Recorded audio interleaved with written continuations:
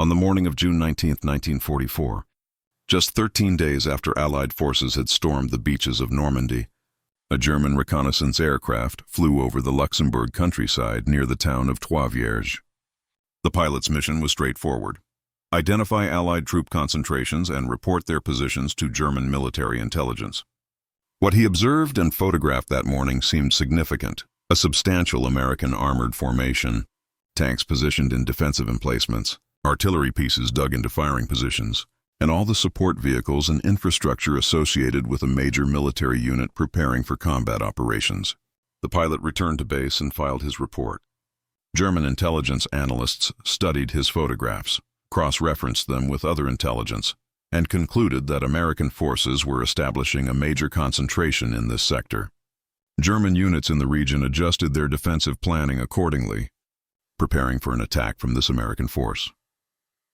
There was only one problem with this intelligence assessment: the American armored formation did not exist. The tanks were inflatable rubber mock-ups. The artillery pieces were carved wood and painted canvas. The trucks were simple wooden frames.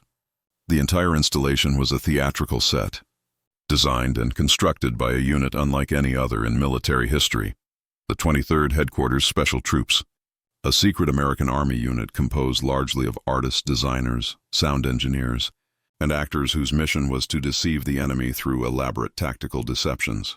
They would become known decades after the war, when their story was finally declassified, as the Ghost Army. The concept of using deception in warfare was ancient.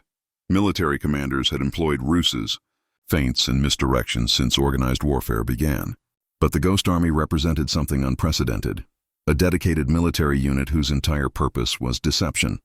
Equipped with specialized equipment designed specifically for creating false impressions, staffed by individuals selected for creativity rather than conventional military skills, and integrated into operational planning at the highest levels. Their story remained classified for decades after World War II ended, their extraordinary service unknown even to their own families. When the classified status was finally lifted in the 1990s, it revealed one of the war's most remarkable and unconventional units. A group that fought not with bullets, but with imagination. That saved lives not through killing, but through fooling. That contributed to victory not through destruction, but through art: the Ghost Armies. Origins lay in recognition by Allied military planners that modern warfare's intelligence collection, methods, aerial reconnaissance, signals intelligence, ground observation, created vulnerabilities that could be exploited through systematic deception. If the enemy could observe Allied forces through these methods, then those same methods could be used to feed the enemy false information. But effective deception at scale required more than simply hiding actual forces or creating a few fake installations. It required comprehensive, coordinated efforts across multiple domains: visual deception that would fool aerial reconnaissance, radio deception that would convince signals intelligence, sonic deception that would mislead ground observers, and careful coordination to ensure all these deception elements created a consistent, believable false picture. The British had pioneered such comprehensive tactical deception in North Africa, where units like the A-Force and specialized deception units under Colonel Dudley Clark had successfully deceived German and Italian forces about Allied strength, positions, and intentions. American military observers studying these British operations recognized that similar capabilities would be valuable for U.S. forces.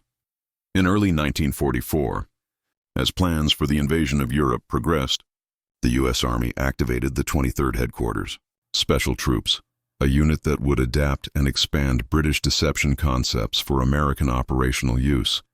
The unit's organization reflected its unique mission.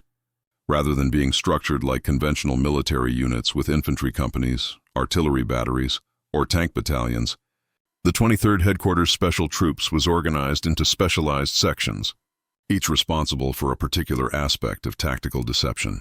The 603rd Camouflage Engineers handled visual deception, creating dummy tanks, artillery pieces, aircraft, and other equipment that would appear genuine to aerial reconnaissance. The 3132nd Signal Service Company Special provided radio deception, simulating the communications patterns of units the Ghost Army was impersonating. The Signal Company Special, later designated the 3132nd, operated sonic deception equipment that could project recorded sounds of tanks, trucks, and troops to create the auditory impression of major force movements. Supporting these specialized elements were administrative, security and liaison personnel who coordinated Ghost Army operations, with actual combat units and ensured operational security was maintained. The recruitment of personnel for this unusual unit was as unconventional as its mission. The Army needed soldiers who could think creatively, who understood visual arts and could create convincing three-dimensional deceptions, who possessed technical skills in sound engineering and radio operations, and who could adapt quickly to changing tactical situations. Recruiters targeted art schools, advertising agencies, design firms, and similar organizations. Many Ghost Army soldiers had been aspiring artists, professional designers, or students at institutions like the Pratt Institute, Cooper Union, and the Pennsylvania Academy of the Fine Arts before their military service. Some would go on to distinguished post-war careers. Fashion designer Bill Blass, photographer Art Kane, and painter Ellsworth Kelly all served in the Ghost Army, though their wartime service remained classified for decades after they achieved fame in civilian life. The training these recruits received was unlike standard Army training.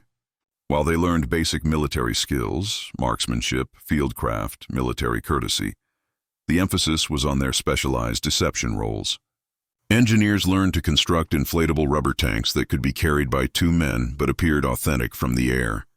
Radio operators studied actual military communications patterns, learning to replicate the distinctive characteristics of different unit types. Sound engineers learned to operate sophisticated equipment that could project recorded sounds with directional control and realistic volume. All personnel received extensive training in camouflage principles, understanding how aerial reconnaissance worked, what German intelligence looked for, and how to create installations that would appear genuine while being essentially hollow shells.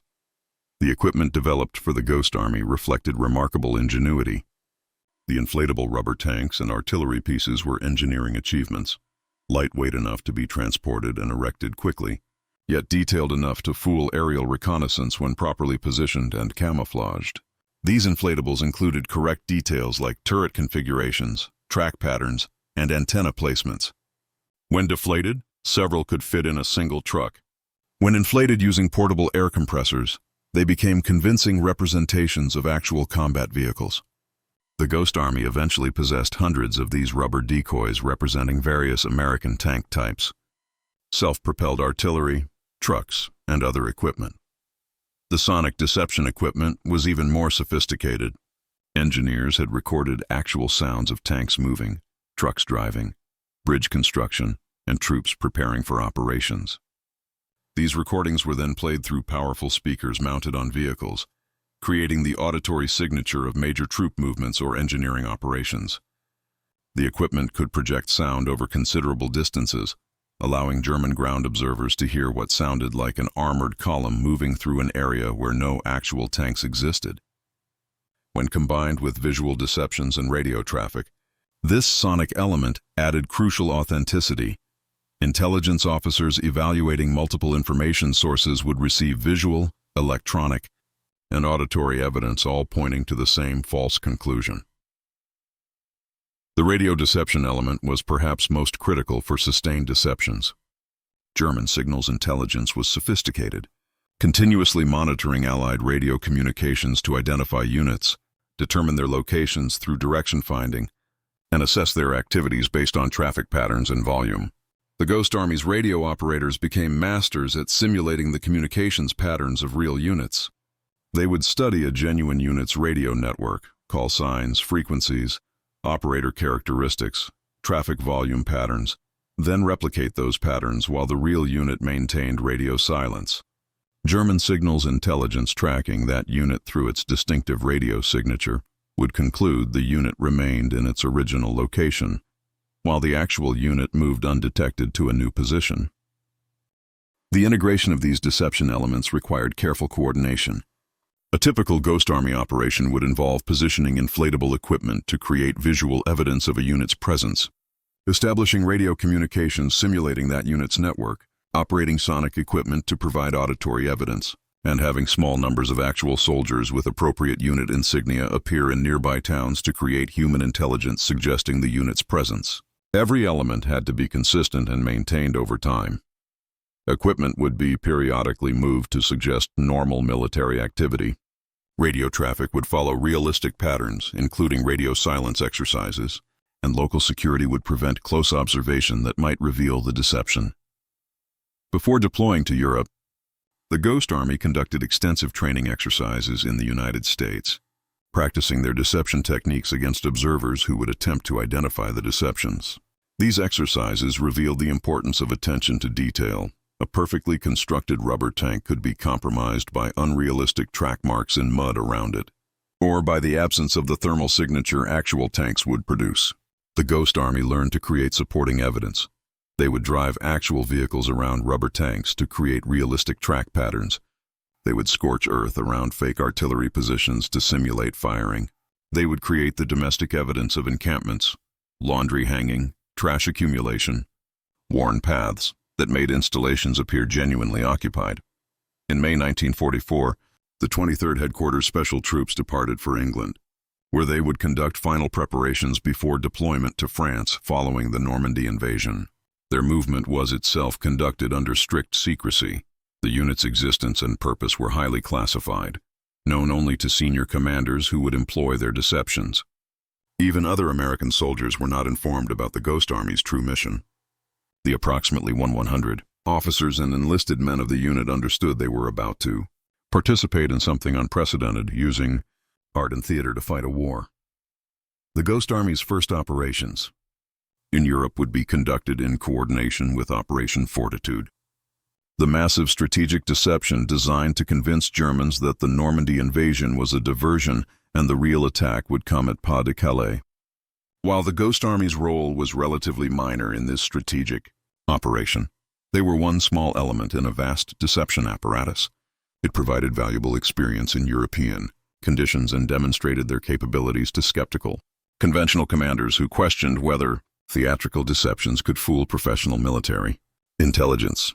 By late June 1944, as Allied forces fought to expand the Normandy beachhead, the Ghost Army crossed the English Channel and entered France. Their war, a war of rubber and radio waves, of sound and shadow, of creativity and cunning, was about to begin.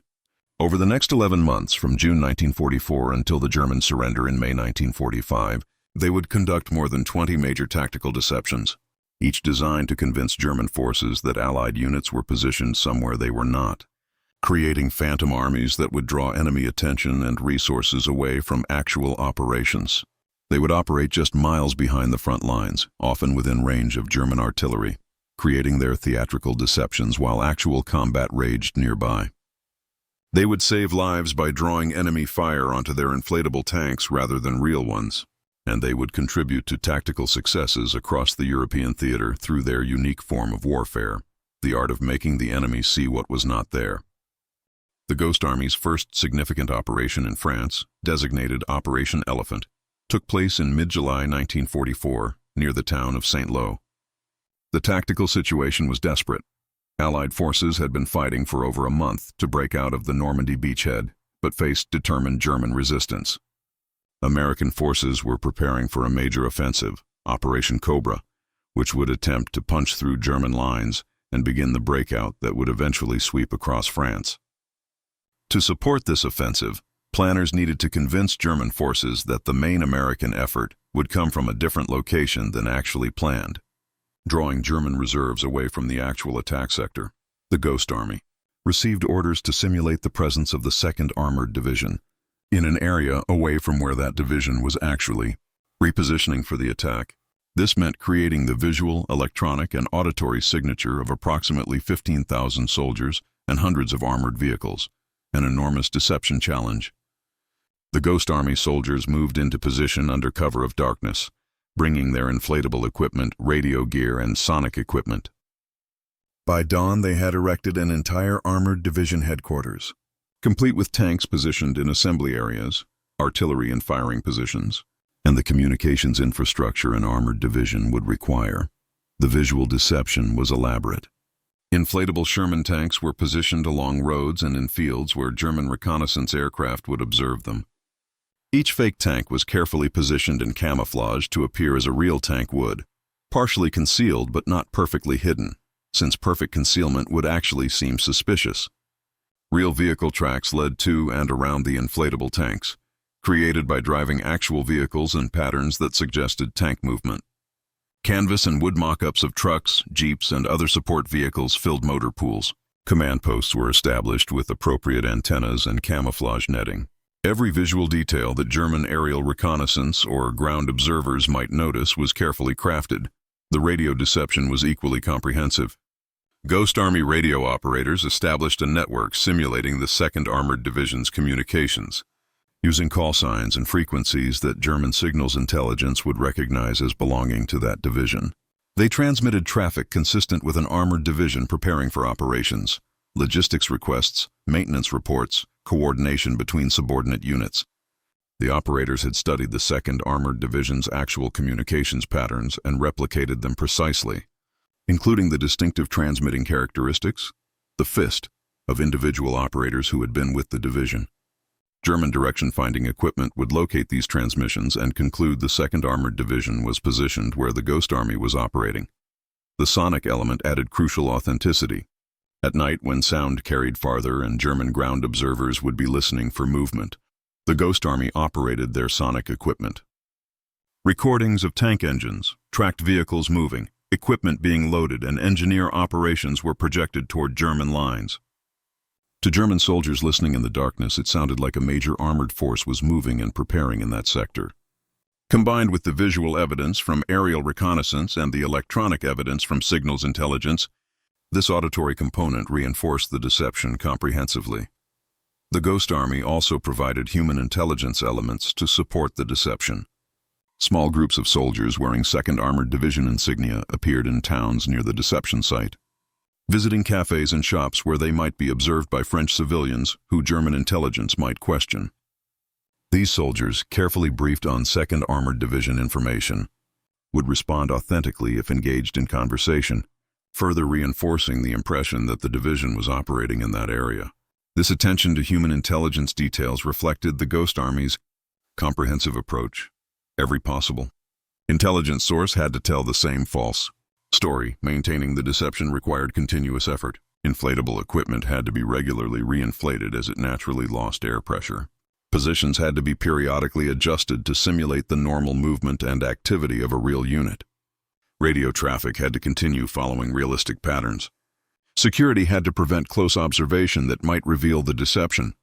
Ghost Army soldiers worked rotating shifts, maintaining the illusion 24 hours a day, sleeping in foxholes near their fake tanks, eating cold rations to avoid cooking smoke that might create signatures inconsistent with the unit they were simulating. The danger was real and immediate. The Ghost Army operated close to the front lines, often within range of German artillery. Their positions were chosen specifically to be observable by German reconnaissance, which meant they were also vulnerable to German fire. If the deception succeeded and Germans believed a real armored division was positioned where the Ghost Army operated, that location would become a priority target for German artillery and airstrikes. The Ghost Army soldiers understood the grim irony of their mission. If they deceived the enemy successfully, they might draw deadly fire onto themselves. Their inflatable tanks offered no protection. Their wooden artillery pieces could not shoot back. They were essentially unarmed theater performers operating in a combat zone, relying on their camouflage, dispersal, and luck to survive if Germans attacked their positions. Operation Elephant achieved its objectives. German intelligence identified substantial American armored forces in the sector where the Ghost Army operated, reported this assessment to commanders, and German forces positioned reserves to counter this perceived threat. Meanwhile, the real 2nd Armored Division moved undetected to its actual attack position. When Operation Cobra launched on July 25, 1944, German forces were partially surprised by the location and concentration of the American attack, contributing to the operation's success in breaking through German lines and beginning the Allied breakout from Normandy. The Ghost Army's deception had contributed to this success by drawing German attention and resources away from the actual attack sector. The success of Operation Elephant validated the Ghost Army concept and led to their employment in subsequent operations throughout the European campaign. Their next major operation, designated Operation Brittany, involved simulating an entire corps, multiple divisions, threatening the Brest Peninsula while actual Allied forces focused elsewhere. This required an even more ambitious deception. with the Ghost Army spreading their resources across a wider area to create the appearance of multiple divisions. They established fake division headquarters in different locations, created multiple radio networks, positioned inflatable equipment across dozens of locations, and maintained this elaborate fiction for several weeks while actual combat operations unfolded in other sectors. The operational pattern that emerged from these early deceptions would characterize Ghost Army operations throughout the war. Typically, they would receive orders to impersonate a specific unit in a specific location for a specific period. They would coordinate with the actual unit they were impersonating, learning its communications patterns, unit structure, and recent activities. They would move into position, usually at night, to avoid observation during setup. They would establish their deception across all domains: visual, electronic, sonic, and human intelligence. They would maintain the deception for the required period, typically several days to 2 weeks. Then they would dismantle everything, again usually at night, and move to the next operation. The soldiers performing this work developed pride in their craft, despite its unusual nature. They were artists creating three-dimensional theatrical productions where the audience was the enemy, and success was measured in lives saved and battles won. They competed informally to create the most realistic installations, the most convincing radio traffic, the most effective sonic deceptions. They documented their work through sketches, paintings, and photographs, creating a unique artistic record of warfare unlike any other, though these materials remained classified for decades. The creative talent within the Ghost Army manifested in multiple ways beyond their deception missions. During downtime between operations, soldiers painted, sketched, and created art, documenting their experiences. Some of these works depicted the surreal nature of their service: soldiers inflating rubber tanks, fake artillery in pastoral French countryside, the contrast between their theatrical props and the real war surrounding them. These artistic works, along with unit photographs and documents, would eventually provide crucial evidence of the Ghost Army's activities when historians sought to document their story after declassification. One of the Ghost Army's most significant operations occurred in September 1944 near Brest, France, where they simulated the presence of 6 battalions, approximately 3,000 soldiers, to mask the actual weakness of American forces in that sector. Allied commanders were pushing eastward rapidly after the Normandy breakout, stretching supply lines and spreading forces thin. The Brest region, while important for its port facilities, could not be allocated sufficient forces for both siege operations against German garrison and defense of the surrounding area. The Ghost Army created a phantom force that convinced German forces outside Brest that American strength in the region was much greater than reality, discouraging German attacks that might have disrupted actual Allied operations. This operation demonstrated the Ghost Army's capability to not just simulate unit presence but to achieve specific operational effects. German forces facing what they believed were 6 American battalions behaved more cautiously than they might have against the smaller actual force, precisely the outcome Allied planners desired. The deception prevented German actions that could have been problematic, demonstrating that successful deception achieves its purpose not just by fooling the enemy, but by causing the enemy to make decisions favorable to friendly forces. Throughout fall 1944, as Allied armies pushed toward Germany's borders, the Ghost Army conducted numerous operations supporting the advance. Operation Wiltz in September simulated the 5th Armored Division to cover that division's actual movement. Operation Elsenborn in October created a Phantom 75th Infantry Division to confuse German intelligence about American force disposition. Each operation refined their techniques, incorporated lessons learned, and demonstrated increasing sophistication in their deception methods. The soldiers of the Ghost Army also faced the standard hardships of military service in the European theater. They endured cold, rain, mud, and inadequate shelter. They experienced the stress of operating near combat zones while essentially unarmed. Their weapons were theatrical props, offering no defense against actual attack. They suffered casualties when German artillery hit their positions or when they encountered enemy patrols while conducting reconnaissance for new deception sites. Though their casualties were relatively light compared to infantry units engaged. In direct combat, the psychological stress of operating in danger zones without the ability to defend themselves created unique pressures. The nature of their work required exceptional operational security. Ghost Army soldiers could not discuss their actual mission with anyone outside their unit. When interacting with other American soldiers, they maintained cover stories about their unit's role. Letters home were carefully censored to prevent any disclosure of their deception mission. This secrecy created isolation. They could not share their experiences, could not explain their unusual duties, could not receive recognition for their contributions while the war continued. Many soldiers struggled with this invisibility, wanting acknowledgement for their creative work, but understanding the necessity of secrecy. As Allied forces approached Germany itself in late 1944, the Ghost Army prepared for what would be some of their most critical operations. The Battle of the Bulge, Germany's massive counteroffensive in the Ardennes beginning in December 1944, would create a crisis requiring all available Allied forces. In this desperate situation, the Ghost Army's ability to make small forces appear large, to create the impression of strength where weakness existed, would prove particularly valuable. Their stage would shift from rural France to the cold forests of Belgium and Luxembourg. Their audience would remain the German military intelligence apparatus, but the stakes would grow higher as Allied forces fought to contain and then defeat Germany's last major offensive of the war. The German offensive that erupted in the Ardennes region on December 16, 1944, caught Allied forces substantially by surprise. 3 German armies, including elite panzer divisions that Allied intelligence had not detected moving into position, struck through thinly held American lines in Belgium and Luxembourg, creating a dangerous bulge in Allied positions.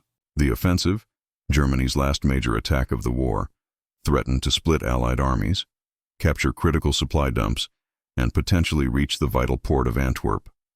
Allied forces rushed reinforcements to contain the German penetration, desperately trying to establish defensive lines and prevent complete breakthrough.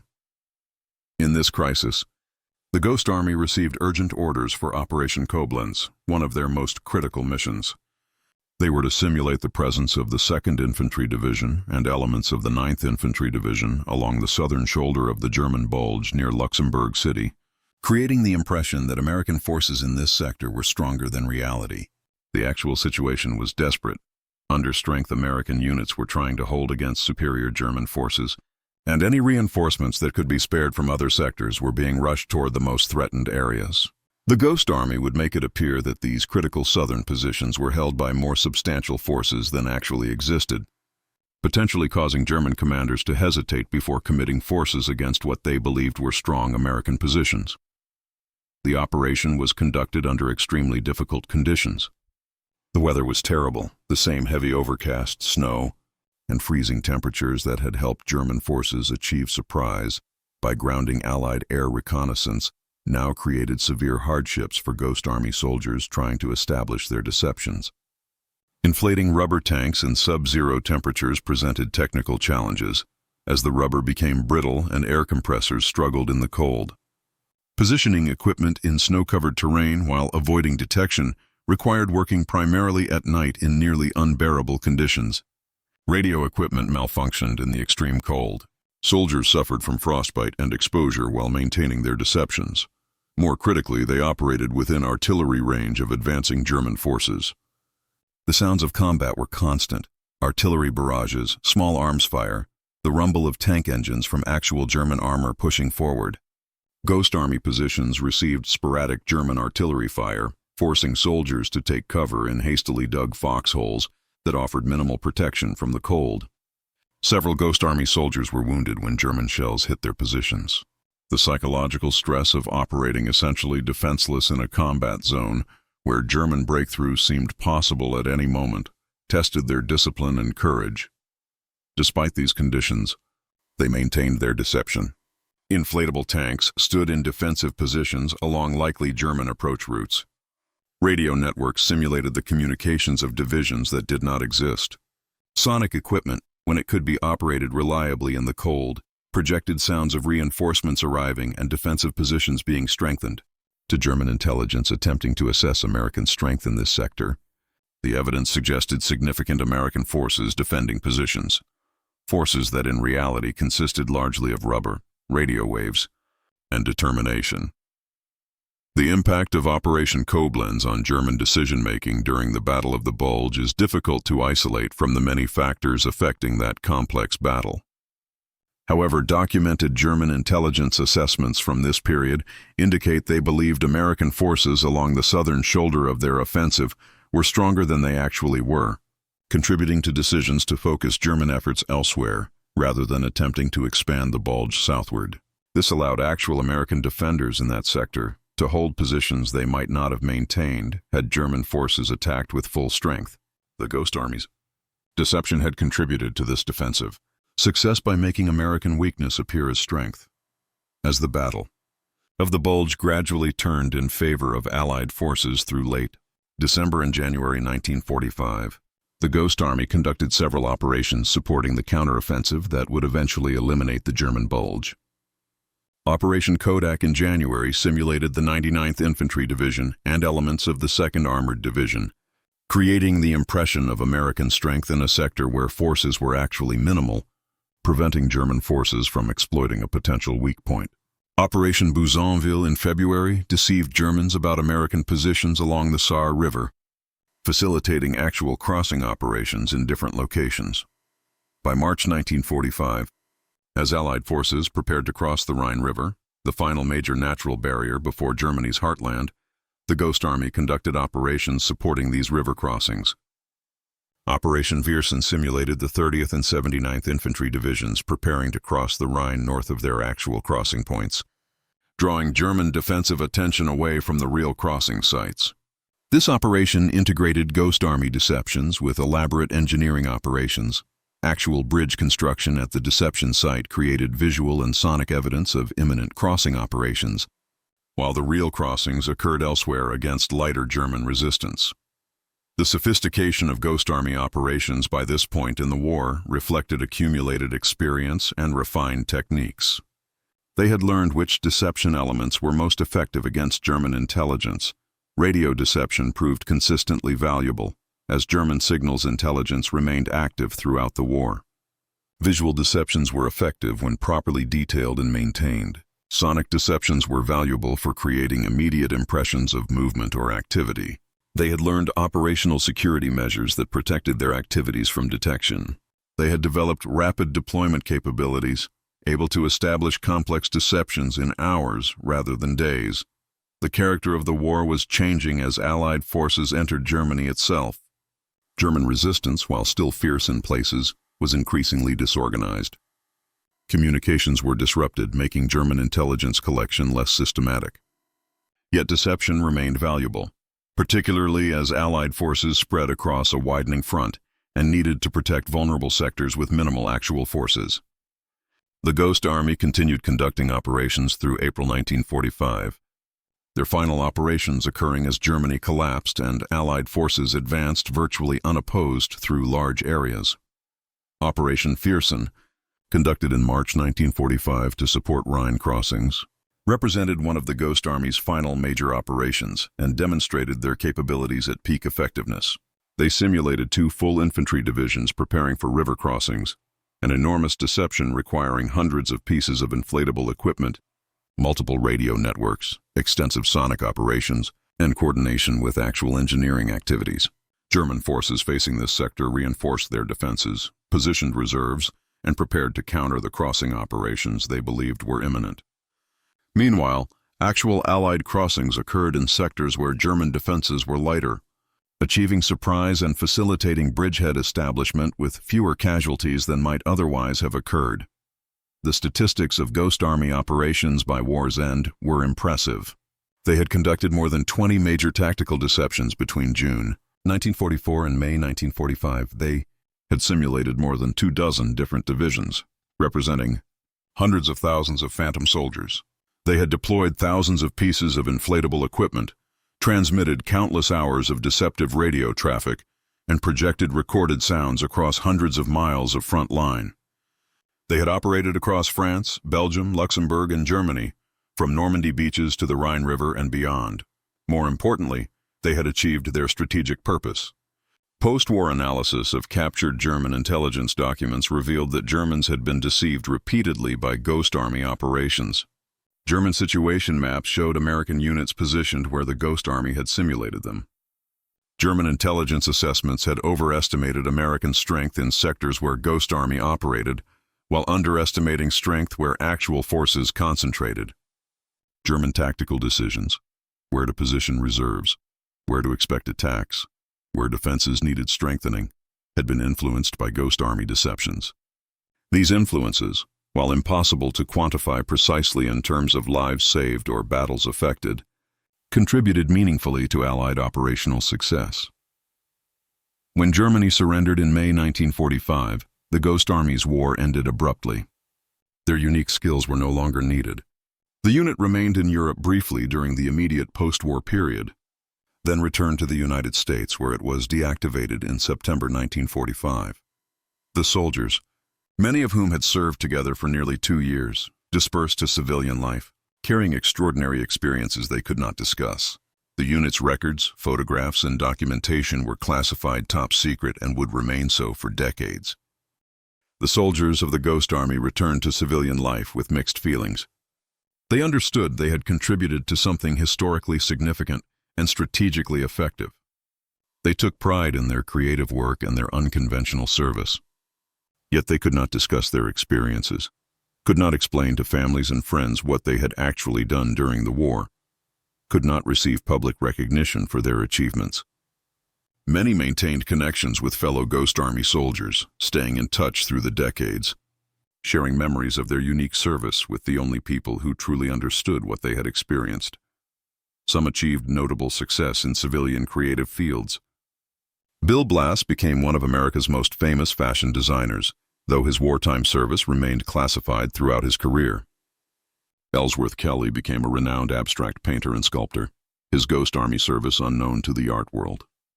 Arthur Singer became a noted wildlife illustrator. Art Kane became a legendary photographer. These and many other Ghost Army veterans built distinguished creative careers, carrying the secret of their wartime deception work for decades. The classified status of Ghost Army operations persisted until 1996, over 50 years after the war ended.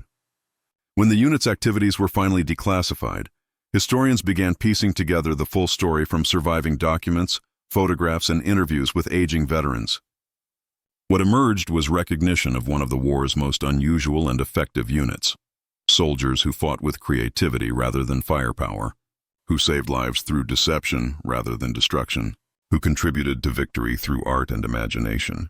In 2013, the United States Congress voted to award the Congressional Gold Medal, one of the nation's highest civilian honors, to the Ghost Army, recognizing their unique contribution to Allied victory in World War II. The ceremony, held in Washington, honored the surviving veterans, many now in their 90s, and commemorated those who had passed away without receiving public recognition for their service. This formal acknowledgement, coming nearly 70 years after their wartime service, finally gave the Ghost Army the recognition their creative deception work deserved. The story of the Ghost Army challenges conventional understanding of military effectiveness. These soldiers carried no weapons beyond standard personal arms for self-defense.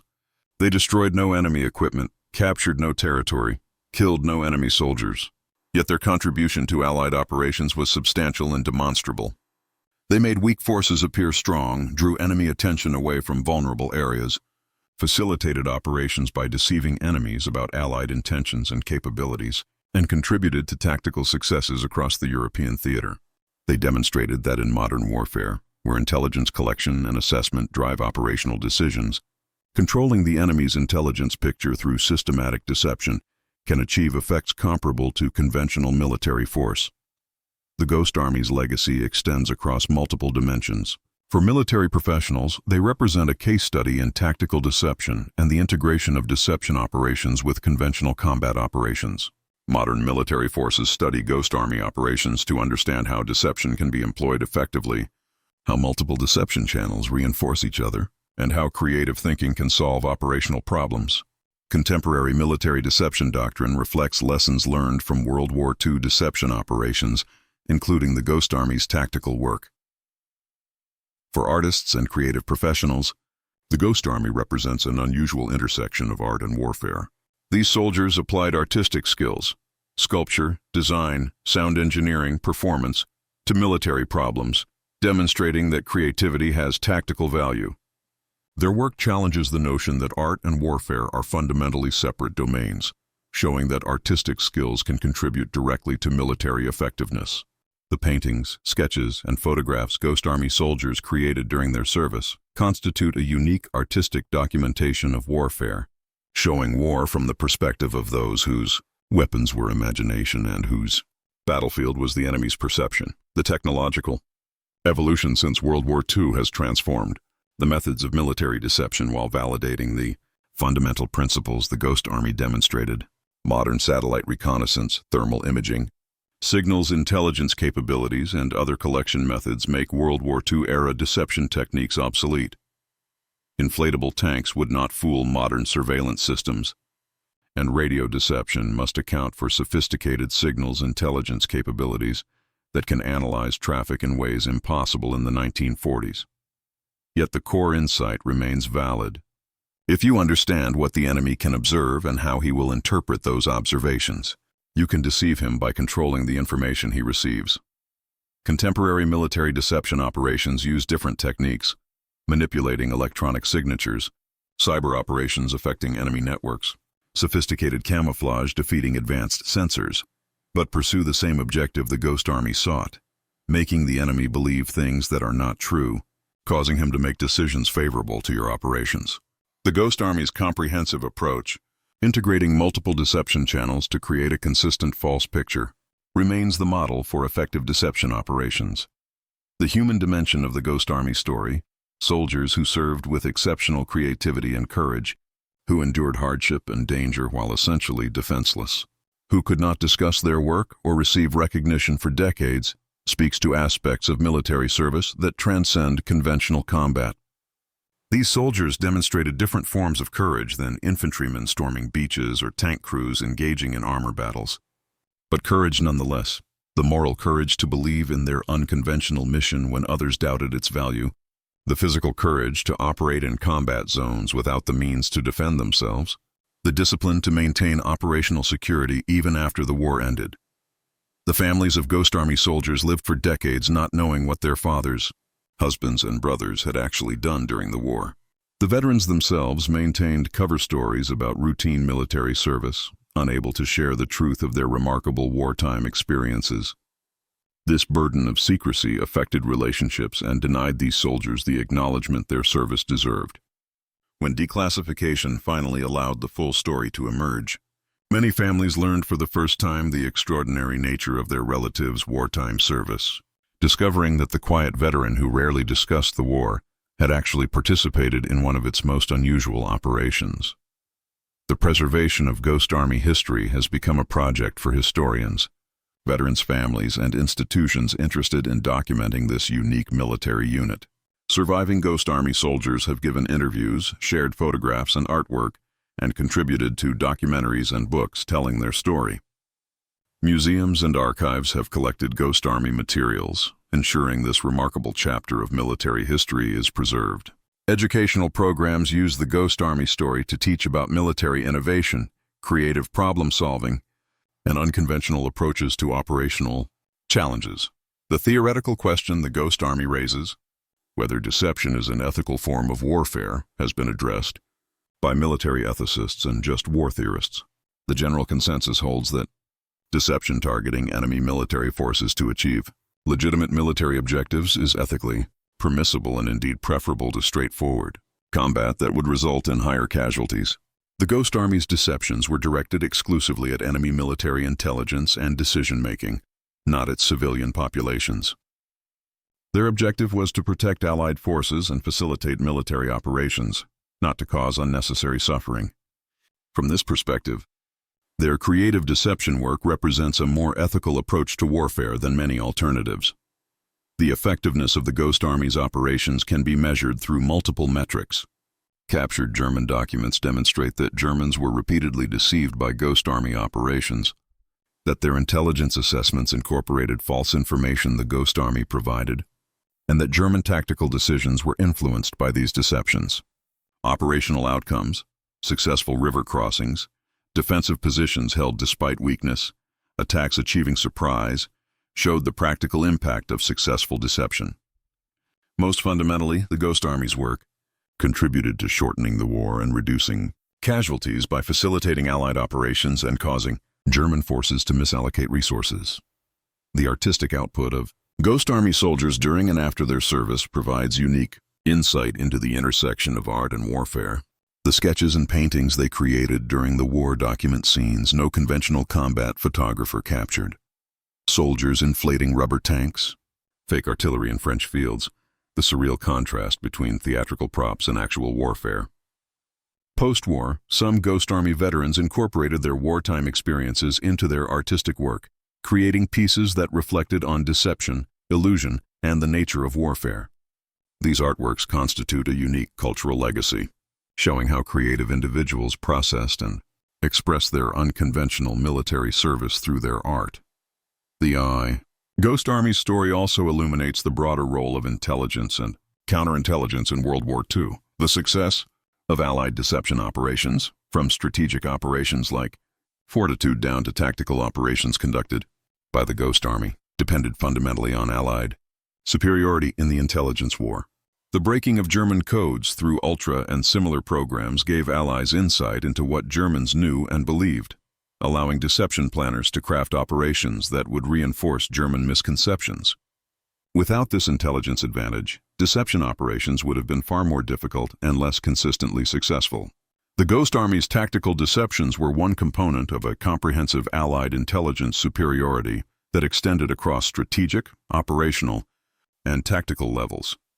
The comparison between the Ghost Army and similar deception units employed by other nations reveals both common principles and unique characteristics.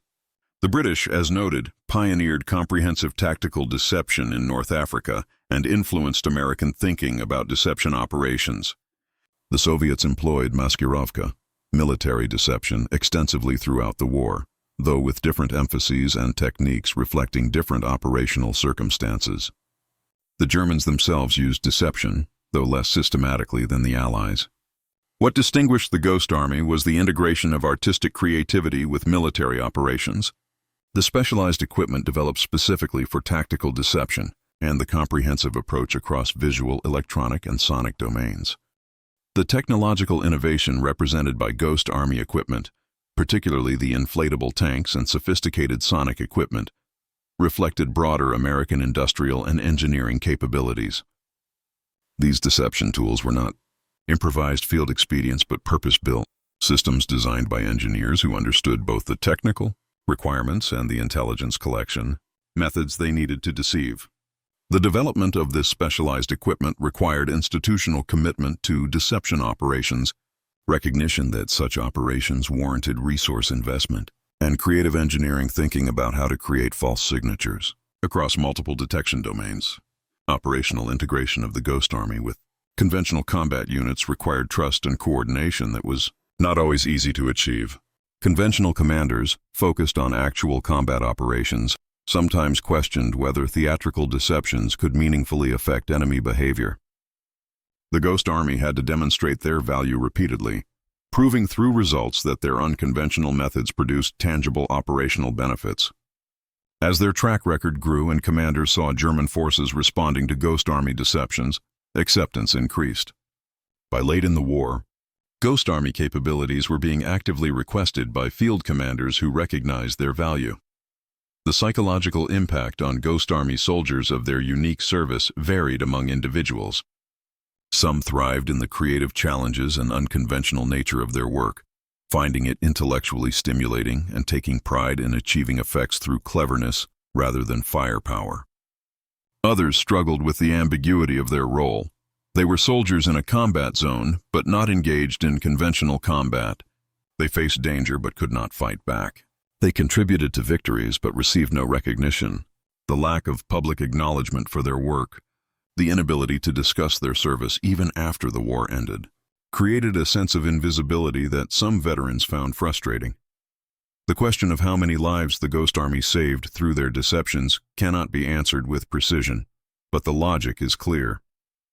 Each successful deception that caused Germans to misallocate forces, to reinforce areas that did not need reinforcement, to prepare for attacks that did not come, Each such deception meant that actual Allied attacks faced less resistance than they would have otherwise. Less resistance meant fewer casualties. Operations that succeeded where they might have failed. Casualties that were lighter than they might have been. Time saved in achieving objectives. All these outcomes had human costs that were reduced through successful deception. The Ghost Army's contribution was measured not in enemies killed, but in friends saved. The educational value of the Ghost Army story extends to multiple fields beyond military history. Business schools use Ghost Army operations as case studies in creative problem-solving and unconventional approaches to competitive challenges. Design schools examine how artistic skills were applied to military problems. Ethics courses discuss the moral dimensions of deception in warfare. The Ghost Army has become a touchstone for discussions about creativity, innovation, and the application of non-traditional skills to challenging problems. The documentation of Ghost Army operations that survived classification and declassification provides historians with unusually detailed insight into World War II tactical operations. The unit maintained extensive records. Soldiers took thousands of photographs, and many created sketches and paintings documenting their work. This material, combined with German intelligence documents captured after the war, allows historians to examine both the deception operations themselves and their impact on enemy assessment and decision-making. Few aspects of World War II are as comprehensively documented from both sides as Ghost Army operations, providing valuable historical evidence about the effectiveness of tactical deception. The delayed recognition the Ghost Army finally received through the Congressional Gold Medal and other honors represented meaningful acknowledgement for aging veterans who had served with distinction but without recognition for decades. Many Ghost Army veterans expressed that this recognition, while coming late in their lives, provided closure and validation that their service had been valued. For families of deceased Ghost Army soldiers, learning the full story of their relatives' wartime service and seeing that service publicly honored brought pride, and understanding that had been impossible while the operations remained classified. The broader lesson of the Ghost Army story is that warfare rewards innovation, that conventional approaches to military problems are not the only solutions, and that creativity can be as valuable as firepower. Military history tends to focus on battles, weapons, and commanders, sometimes overlooking the less conventional contributions to victory. The Ghost Army demonstrated that soldiers armed with imagination and rubber tanks could influence battles as significantly as soldiers armed with conventional weapons. They showed that in modern warfare, where enemy decisions are based on intelligence assessments, controlling what the enemy believes can be as important as controlling what the enemy observes. For contemporary military planners facing sophisticated adversaries with advanced intelligence collection capabilities, the Ghost Army's story offers both inspiration and caution. Inspiration comes from their success in systematically deceiving professional intelligence organizations, demonstrating that even sophisticated enemies can be fooled when deception is comprehensive and well executed. Caution comes from recognition that modern intelligence methods are far more capable than those the Ghost Army faced, requiring deception operations to be correspondingly more sophisticated and comprehensive. The Ghost Army's final contribution to military effectiveness may be the institutional knowledge their operations generated. The lessons learned from Ghost Army operations informed post-war development of military deception doctrine, influenced thinking about how deception integrates with conventional operations, and contributed to understanding of how military forces can employ deception effectively. This institutional knowledge, preserved in classified and eventually declassified documents, continues to inform military planning and operations decades after the Ghost Army itself was disbanded. The individual soldiers of the Ghost Army, whether they achieved fame in civilian life like Bill Blass or lived quietly like most veterans, shared an extraordinary experience that shaped their lives. They had participated in warfare unlike anything most soldiers experienced. They had used creativity to fight rather than weapons. They had contributed to victory through deception rather than destruction. They had served courageously in unconventional roles, maintaining their mission despite danger and hardship. And they had done all this knowing that recognition might never come, that their service would remain secret, that the full story might never be told. When the story finally was told, when historians pieced together the Ghost Army's operations from declassified documents and veteran interviews, When documentaries and books brought their story to public attention, the soldiers of the Ghost Army received the recognition they had long deserved. They were revealed as exactly what they had been: creative, courageous soldiers who fought an unusual war in an unusual way and contributed meaningfully to Allied victory. The fields of France, Belgium, Luxembourg, and Germany, where the Ghost Army operated, look peaceful now, showing no trace of the phantom armies that once gathered there. The inflatable tanks have long since deflated and been disposed of. The radio networks are silent. The sonic equipment is preserved in museums or lost to history. But the impact remains, in the battles influenced by Ghost Army deceptions, in the lives saved because enemies were fooled, in the operational successes achieved through creative application of unconventional capabilities. The Ghost Army proved that artists can be warriors, that creativity is a weapon, that imagination can win battles, and that unconventional approaches to military problems can achieve conventional military objectives. They demonstrated that effective military service takes many forms, that courage manifests in different ways, and that contribution to victory can be measured in enemies deceived as well as enemies defeated. They showed that in warfare, as in all human endeavors, those who think differently, who approach problems creatively, who employ skills others might consider irrelevant to military operations, can achieve results that conventional approaches cannot match. In the end, the Ghost Army's greatest deception was making the impossible seem routine, making phantom divisions appear real, making weakness appear as strength, making theatrical props appear as combat power. They deceived professional intelligence organizations repeatedly and successfully. They influenced enemy decisions at tactical and operational levels. They contributed to Allied victory through the systematic application of creativity to warfare. And they did it all while remaining invisible themselves, ghosts deceiving ghosts. Artists painting victory with brushes of radio waves and rubber, saving lives through imagination rather than taking them through violence. The approximately 2,100 soldiers who served in the 23rd Headquarters Special Troops deserve to be remembered not just for what they accomplished, but for how they accomplished it, with creativity, courage, and commitment to an unconventional mission that many doubted, but they proved could succeed. They were the Ghost Army, the artists who fooled Hitler, the soldiers who fought with imagination, and their contribution to victory, while long hidden, now stands revealed as one of World War II's most remarkable stories. A story of how art became a weapon, creativity became courage, and imagination became a force that helped win a war. Their legacy lives in military doctrine about deception operations, in artistic works that documented their unique service, in the memories of those who served and their families who finally learned the truth, and in the broader understanding that military effectiveness takes many forms.